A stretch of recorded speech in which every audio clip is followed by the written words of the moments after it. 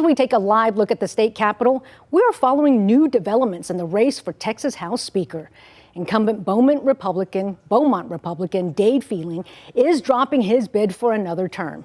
Phelan previously said he had enough votes to stop a challenge from Mansfield Republican David Cook. Phelan released a statement explaining his decision today. He wrote, quote, "By stepping aside, I believe we create the best opportunity for our members to rally around a new candidate who will uphold the principles that make our House one of the most exceptional, deliberative legislative bodies in the country," end quote. Phelan's decision comes just one day before Republicans will meet and select a nominee. In recent months, a lot of Republicans challenged Phelan for the Speaker position.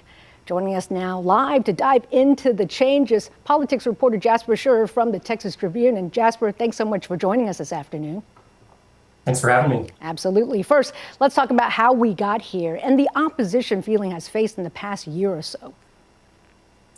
Yeah, I mean, it's kind of striking if you think about where Phelan was, a year and a half ago or so, riding high after overseeing a couple sessions that are pretty widely regarded among the most conservative legislative lawmaking periods in state history. But really I think the downfall kind of leading up to the moment we're seeing now was when the House went ahead with impeaching Attorney General Ken Paxton, who's kind of a favorite on the farther right end of the party's faction.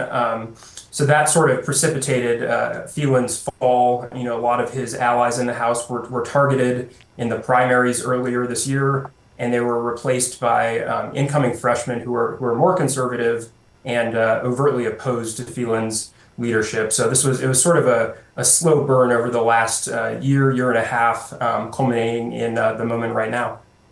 Well, he's already endorsed his own candidate for Speaker, State Representative Dustin Burrows from Lubbock. What do we know about Burrows?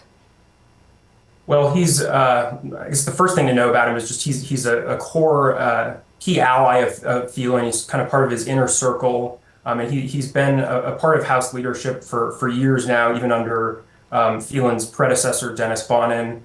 So he aligns more or less ideologically with Phelan. I think they're both fairly mainstream Republicans. Burrows might be considered a little bit more conservative. He's currently the chairman of the Calendars Committee in the House, which is an extremely influential body that basically controls the flow of bills to the floor. So he's gained a lot of friends in that position, making sure bills get to the floor for votes. But he's also probably made some enemies by bottling up legislation. So we'll see if he can cobble together the right coalition. So Jasper, what kind of chance do you think Burrows stands at getting the gavel?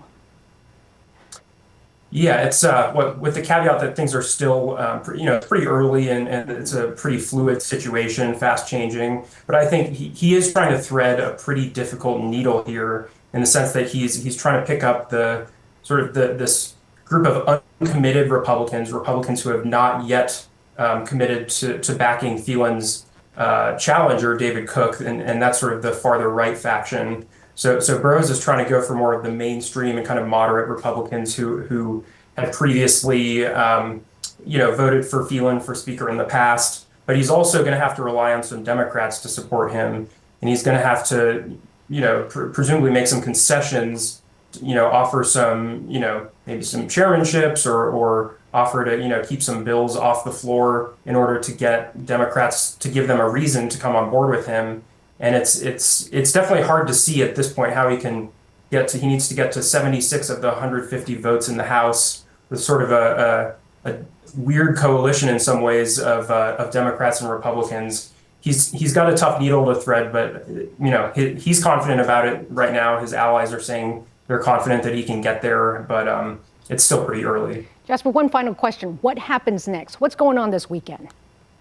So this weekend, the House Republican Caucus, all 88 members who will be members of the House Republican Caucus next year when the legislature convenes in January, all of those folks are meeting to try to arrive at a nominee, basically their pick for who they want to be Speaker. And if a certain threshold of all the Republicans, 60%, arrives at a particular candidate, then under the caucus rules, all 88 Republicans are supposed to then vote for that person on the House floor, which would be enough to guarantee that person the speakership. But right now, David Cook, Phelan's main challenger, and now Burrows's main challenger, he still seems to be just a little bit shy of that 60% threshold. So it's still an open question whether anyone can get to 60% this weekend.